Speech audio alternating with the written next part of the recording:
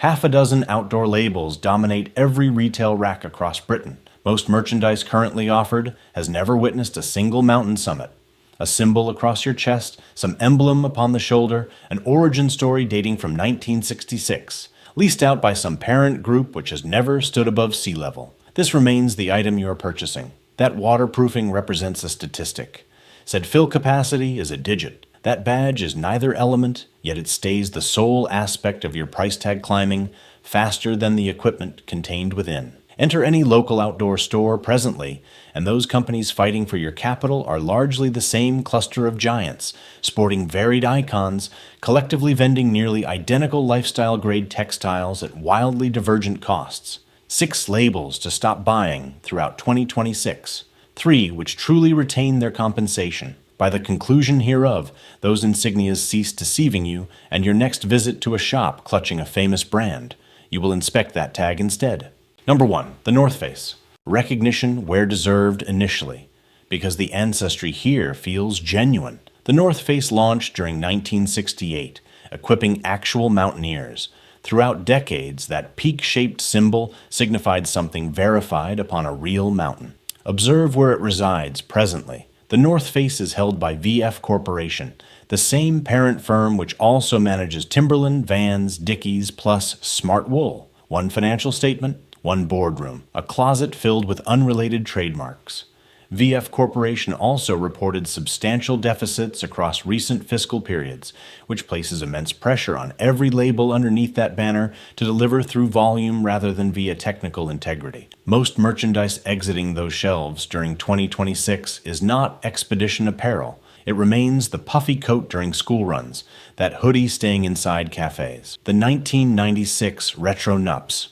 Coat fluctuates around £300 to £320 standard price on that business's own UK portal, and this occurs before standard promotional markdowns, which slash it down to £160 to £220 at retailers like Size. Inside that figure sits mid-grade recycled-down insulation within a proprietary shell design, lacking the premium Summit Series manufacturing that the firm's stature was originally built upon. Honestly, the Summit Series persists and represents truly potent technical gear. That is not what typical consumers are grabbing off the racks.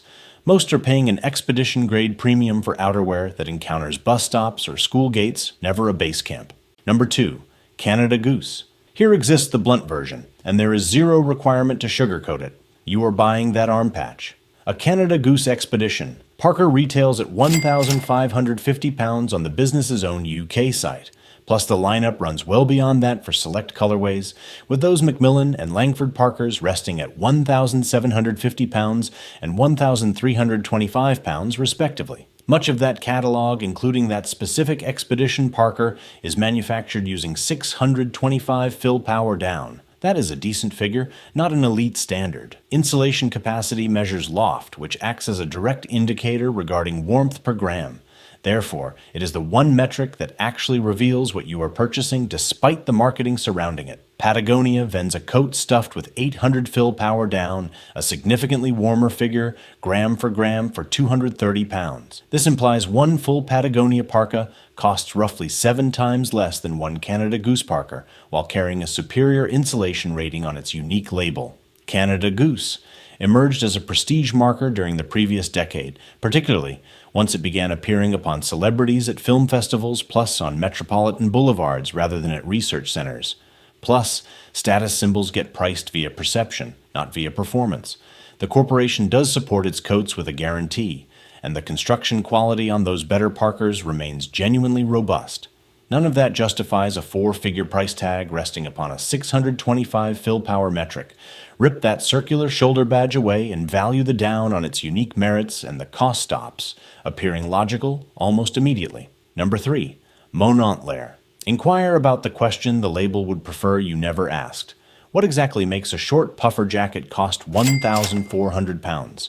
Because that is where the Monantlair mare sits on the company's own UK site right now. And various colorways plus limited editions push past £600 with resale postings on secondary marketplaces, regularly citing an initial retail price around £1,300. Monantlair is a luxury fashion house which happens to vend puffer coats, and the price is dictated by the runway plus the boutique ambiance, not by a fill power digit. You could actually go and verify a 1,400-pound mirror and a coat 5 or 6 times cheaper. Both utilize Goose down graded upon the exact same international hierarchy. The mirror costs extra because it is a fashion accessory with a logo sewn onto the sleeve. In the identical manner, a luxury handbag costs more than an equally well-constructed one lacking that title on the clasp. There is absolutely nothing incorrect with purchasing into that, intentionally with your eyes open. The issue involves buyers who sincerely believe that extra zero on the price tag is buying additional warmth. It is not. It is buying the insignia, the storefront, plus the narrative that accompanies both. Right before brand number 4, if a British menswear channel exposing this logo tax is actually helpful to you, press subscribe now because the upcoming 3 labels on this list are going to make some of you wince a lot harder than the initial 3 performed. Number 4, Arc'teryx. Recognition initially and appropriately because the history here is legitimate. In a way, it simply is not for some others on this list. Established in 1989 in North Vancouver, Arc'teryx cultivated its status the hard way through genuinely excellent Gore-X shells, plus precise assembly that dedicated alpinists actually trusted upon real climbs. The Beta jacket, the firm's entry-level Gore-X shell, hits 350 pounds on the UK portal. The Beta AR, the version most individuals actually desire for the logo just as much as the structure, costs 600 pounds. Here is what shifted underneath that expense. Arc'teryx is now managed by Amer Sports, which remains majority-controlled by a Chinese-led consortium that includes Ant Sports plus Amare, floated on the New York Stock Exchange in 2024 at a valuation north of $6 billion. That valuation is not deriving from superior seam sealing or a tougher membrane. It is arriving from that bird symbol becoming a streetwear flex worn across cities by individuals who will never witness a ridge in their existence. That Gore-Tex construction within remains legitimate, and those truly technical shells are still excellent gear. The struggle is the fashion surcharge now piled upon perfectly functional equipment charged to everyone who purchases one, including the customer who will only ever utilize it, walking their pet in the rain. Number 5, Columbia. Place a Columbia shell beside a truly technical jacket at a comparable price level, and the divide becomes apparent quickly. Columbia possesses mountain hardware and sorrel underneath it, the exact same corporate pattern which travels through nearly every label on this list. Its internal proprietary waterproofing system, OmniTech, resides firmly in the mid-range. It will maintain your dryness during a standard British drizzle, but it is not constructed to compete with a genuine Gore-X membrane throughout a prolonged, sustained downpour upon an actual hillside. Watertight and similar OmniTech coats retail in the 80 to 100 range on the business's UK site, which is honestly a fair price for what they truly represent. The difficulty is the mainline jackets that rely on Columbia's household name familiarity to rest at a premium over their real specification sheets, while Mountain Hardware under that very same corporate roof constructs the genuinely rigorous technical gear that serious trekkers actually choose. Far too frequently you are compensating for the title you have watched marketed pitchside at the football, not for the membrane performing the actual labor inside the garment. Number 6. Helly Hansen. Begin with true reverence here because the origin tale is genuinely earned. During 1877, a Norwegian sea captain plus his spouse invented waterproof oilskins for mariners by soaking coarse linen in linseed oil. That is the actual source of a company that still vends weatherproof workwear currently. And for decades it outfitted sailors plus mountain workers who legitimately needed the equipment to perform or risk their lives discovering it failed. Since then, Helly Hansen has been rotated between owners more frequently than most shoppers in the United Kingdom probably recognize. Norwegian conglomerate Orler possessed it. Then a private equity group secured a majority interest. Then Canadian Tire acquired it outright for near $1 billion Canadian during 2018, and it was vended again to Contour Brands, the American proprietor of Lee plus Wrangler, in a transaction worth roughly $1.3 billion announced during 2025. That marks 4 complete shifts of control in barely 3 decades, each one searching for a return on a symbol rather than investing in the workwear the label was originally built upon. Full-price jackets on the United Kingdom portal regularly rest in the 200 to 300 range, sold heavily upon lifestyle positioning, plus the HH symbol. Rather than the maritime workwear pedigree, the name was actually constructed upon a century and a half ago. That insignia was earned by mariners becoming drenched in the North Sea.